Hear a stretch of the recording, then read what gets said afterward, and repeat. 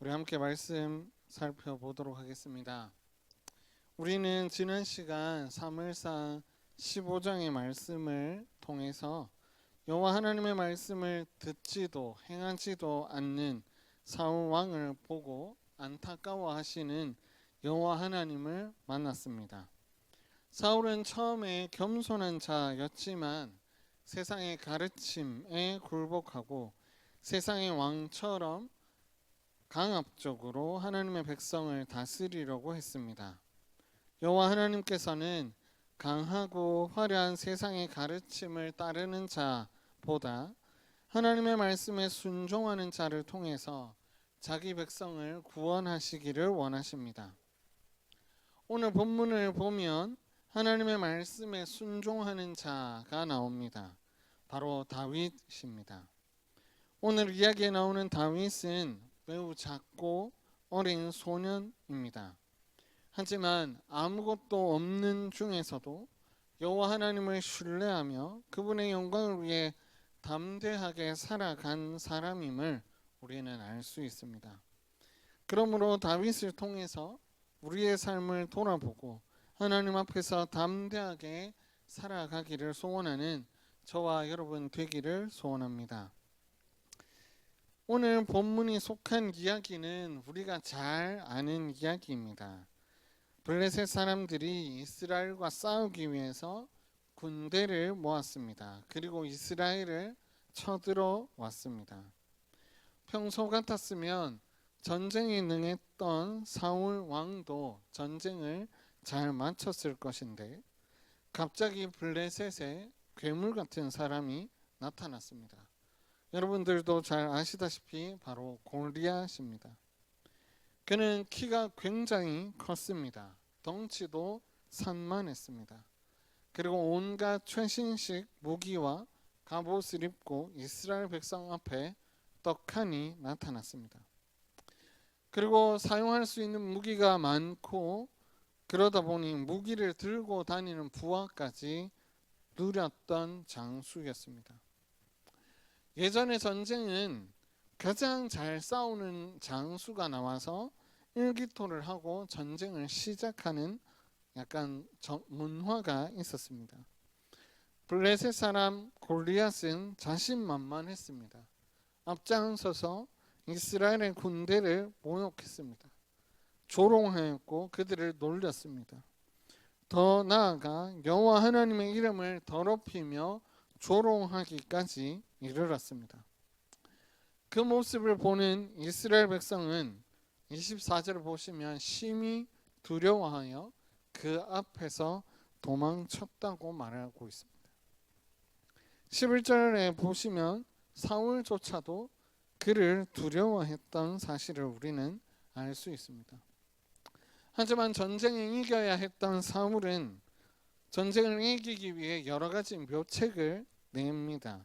25절에 보면 이스라엘 사람들이 말하기를 이스라엘을 모욕하는 자를 죽이는 사람은 왕이 많은 재물도 주고 심지어 딸도 주겠다고 맹세를 했다고 합니다.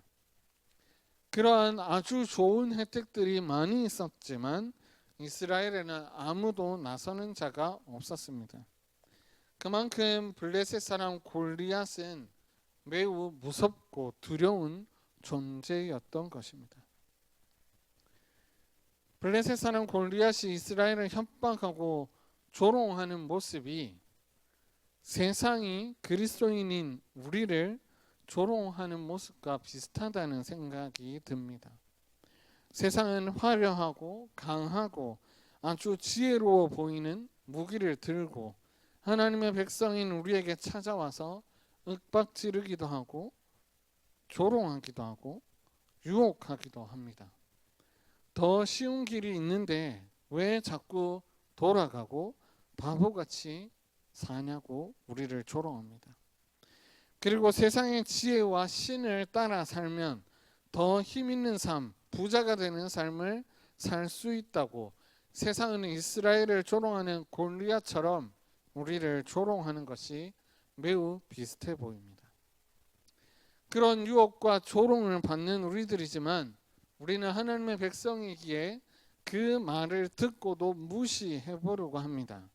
하나님의 말씀대로 지혜롭게 이 땅을 살려고 노력하기도 하고 나름대로의 계획을 세워서 하나님의 백성답게 살고자 하기도 합니다. 하지만 세상은 이를 조롱하며 비웃으며 우리의 삶을 겁박합니다. 이렇게 하면 손해보고 저렇게 하면 행복할 수 없고 저렇게 하면 건강하지도 않고 저렇게 하면 부자도 될 수 없는데 너가 세상 가운데서 잘 살 수 있겠어? 이런 세상에 살다 보니 그게 맞는 말인 것처럼 그 말에 거룩한 하나님의 백성답게 살고자 하는 그 굳게 먹은 마음이 무더위에 녹는 얼음처럼 녹아버리고 세상의 협박에 우리는 두려워하며 덜덜 떨고 있을 때가 많이 있습니다. 그리고 주위에는 아무것도 없는 것처럼 우리를 도우시는 하나님의 손길은 온데간데 없어진 것처럼 느껴서 벌벌 떨 때가 더 많이 있습니다. 마치 골리앗 앞에 선 이스라엘 백성처럼 말입니다. 이런 우리에게 구원의 손길이 필요합니다. 우리를 이 두려움 속에서 건져내실 이가 필요합니다. 우리의 구원자는 도대체 어디에 있는 것일까요? 말씀을 조금 더 살펴보겠습니다. 모두가 두려워 떠는 상황 속에 갑자기 전쟁과 어울리지 않는 한 사람이 난데없이 등장합니다. 그 사람은 바로 다윗입니다. 거기에 우리가 잘 알듯이 다윗의 형들도 전쟁에 나갔습니다. 다윗은 아버지의 심부름에 형들에게 치즈와 같은 먹거리를 가져다 주며 안부를 물으며 다시 돌아오기 위해서 전쟁터로 향했습니다. 아무리 장손의 생사 여부가 궁금했다 하더라도 자기의 막내 아들 어린 소년을 전쟁터로 보내는 아버지도 이상합니다. 그런데 그때 하필 다윗은 골리앗이 하는 조롱하는 이스라엘의 군대와 이스라엘의 하나님을 모욕하는 소리를 듣습니다. 그 골리앗의 모욕적인 말을 들은 다윗은 매우 경노합니다. 다윗은 골리앗을 바로 할례 없는 사람으로 규정하고 하나님 앞에서는 무력한 존재라고 말합니다. 그렇게 말하자 큰형 엘리압은 다윗에게 도리어 화를 내며 너가 도대체 왜 왔으며 너는 교만하고 완악하다고 오히려 다윗을 혼냅니다. 그러나 다윗은 물러서지 않습니다. 그러자 그 이야기를 듣던 주위의 사람들이 사울에게 이 사실을 전합니다. 사울에게 가서 골리앗과 싸우려고 하는 자가 있습니다 라고 이야기를 합니다. 그래서 사울은 다윗을 부릅니다. 그런데 그 앞에 나타난 사람을 보니 웬걸 눈앞에는 꼬마 소년 다윗이 나타난 것입니다. 사울은 굉장히 실망했을 것입니다. 너는 너무 어려서 블레셋 사람 골리앗과 싸울 수 없다고 다윗에게 말합니다. 그러자 다윗은 하나님께서 자기를 사자의 손에서 곰의 소나기에서 건져내심을 경험했기에 살아계신 하나님의 역사를 그는 완전히 신뢰하고 있었습니다. 그래서 골리앗은 사자와 곰처럼 죽게 될 것이라고 오히려 형들과 사울 앞에서 큰 소리를 칩니다. 그러자 사울은 하는 수 없이 포기하는 심정으로 자기의 군복을 벗어서 줍니다. 그런데 여러분들도 잘 아시다시피 다윗에게 그 군복은 맞지 않았고 다윗은 그 군복을 거부하고 전쟁터로 나갑니다. 여러분, 사울의 태도를 보면 어떤 생각이 드십니까? 이스라엘의 왕으로 세워졌고 이스라엘 백성을 하나님의 백성이 되도록 애써야 하는 왕이었습니다. 그런 그가 오히려 블레셋 사람과의 싸움에서 이길 수 없다고 단정지어서 어린 소년에게 말하고 있습니다. 커다란 갑옷과 투구, 검을 들고 이렇게라도 해야 살아남을 수 있다고 이야기하는 사울을 보면 다윗의 마음이 어떠했을까요? 참으로 낙심되었을 것입니다. 가만히 살펴보면 우리 주위에도 이런 사람들이 있습니다. 신앙생활을 하다가 어려움을 겪었을 때 하나님의 말씀대로 살고자 하지만 어려움이 있어서 옆 사람에게 조언을 구했습니다. 그랬더니 옆에 있던 그 사람이 그것은 하나님의 지혜로 해결할 수 없다고 이야기하는 사람들이 종종 있습니다. 그럴 때마다 우리의 마음은 낙심되고 진짜 하나님의 백성으로 살아가는 것이 맞을까 하는 근심이 들 때가 많이 있습니다. 오히려 세상 사람들이 우리를 조롱할 때보다 신앙생활을 함께하는 자들이 하나님의 말씀대로 사면 성공하기 어렵다고 이야기할 때 더 힘이 빠집니다. 혹시 여러분들의 이런 경험을 해보신 적이 있으십니까? 그럴 때 여러분은 어떻게 하셨고 어떤 마음이 드셨습니까? 혹시 저와 여러분이 사울과 같이 우리 형제 자매들을 낙심시키고 있는 사람들은 아닌지 한번 우리의 삶을 돌아볼 필요가 있다고 생각합니다. 말씀을 더 살펴보겠습니다. 이렇게 낙심될 만한 요소들이 많은 상황에 놓여 있던 다윗은 여전히 주눅들지 않습니다. 블레셋 사람 골리앗이 서 있는 곳으로 다윗은 뚜벅뚜벅 걸어갑니다. 손에 막대기를 가지고 가는 길에 시내에 들러서 매끄러운 돌 5을 골라 주머니에 넣습니다. 그리고 물매를 가지고 블레셋 사람 골리앗에게 나아갑니다. 점점 가까워집니다. 블레셋 사람도 조그만 다윗을 발견합니다. 그리고 그는 다윗을 깔보기 시작합니다. 업신여기고 너같이 어리고 귀엽게 생긴 너가 전쟁을 할 수나 있냐고. 다윗에게 나를 집에서 기르는 개로 여기고 막대기를 가져왔냐고 조롱하기 시작합니다. 그리고 더 나아가 그의 신들의 이름으로 다윗을 저주합니다. 그리고 너의 산을 공중의 새들과 들짐승에게 주겠다는 잔혹한 말, 저주가 가득 담긴 말도 서스럼없이 하고 있습니다. 당시 전쟁은 신들의 전쟁이었습니다. 그래서 단순히 국가 간의 전쟁이 아니라 종교적인 전쟁이기도 했습니다. 그러니 누가 더 세고 강한 신을 섬겨서 국가를 부강하게 만드느냐가 전쟁의 핵심이었습니다. 그래서 블레셋 사람은 자기의 신의 이름으로 다윗을 저주했던 것입니다. 다윗은 이런 상황에서도 두려워 떨지 않습니다. 무서워하지 않고 오히려 다윗은 한마디로 선전포고를 합니다.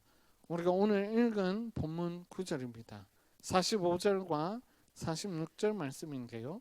우리 함께 한 목소리로 읽겠습니다. 시작.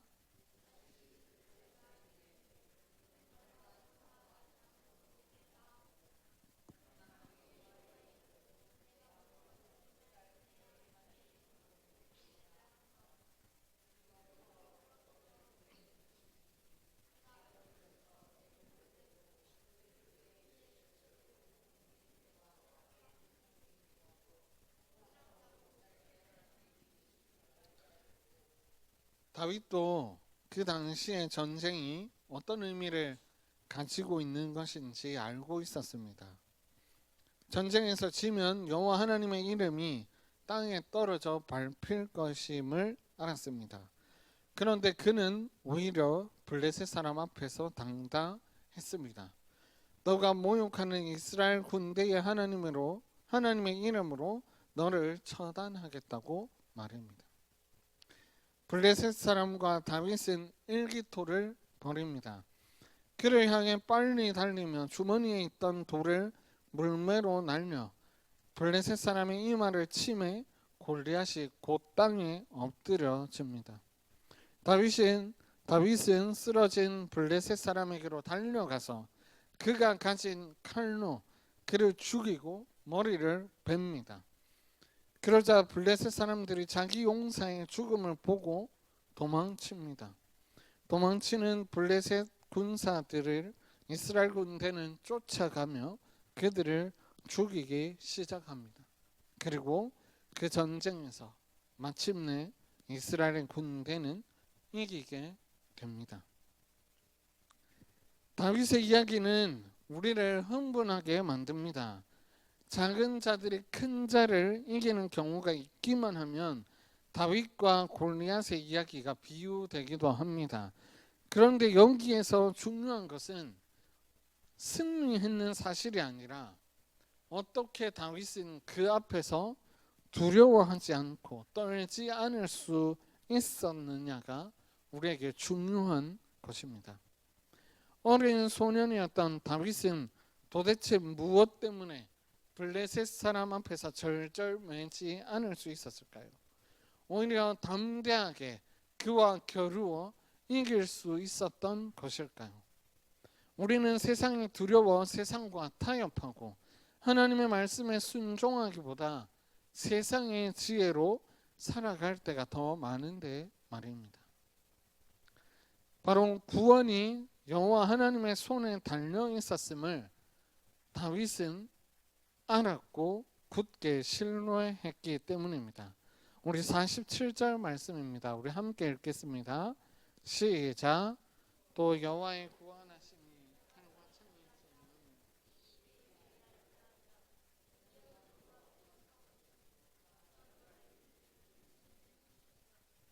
다윗은 여호와의 구원하심이 칼과 창에 있지 않음을 알았습니다. 자기 백성을 위해 여호와 하나님께서 전쟁하시는 줄 다윗은 알았습니다. 그리고 그 전쟁 속에서 구원을 베푸시며 적들에게서 승리하도록 인도하시는 분이 여호와 하나님이신 줄을 다윗은 알았던 것입니다. 양의 새끼를 돌보며 만났던 사나운 맹수의 손에서도 건져내신 그 하나님이 맹수보다도 더 사나운 세상의 소나기에서도 건져내시고 도리어 그들을 박살내실 것을 다윗은 굳게 확신하고 있었습니다.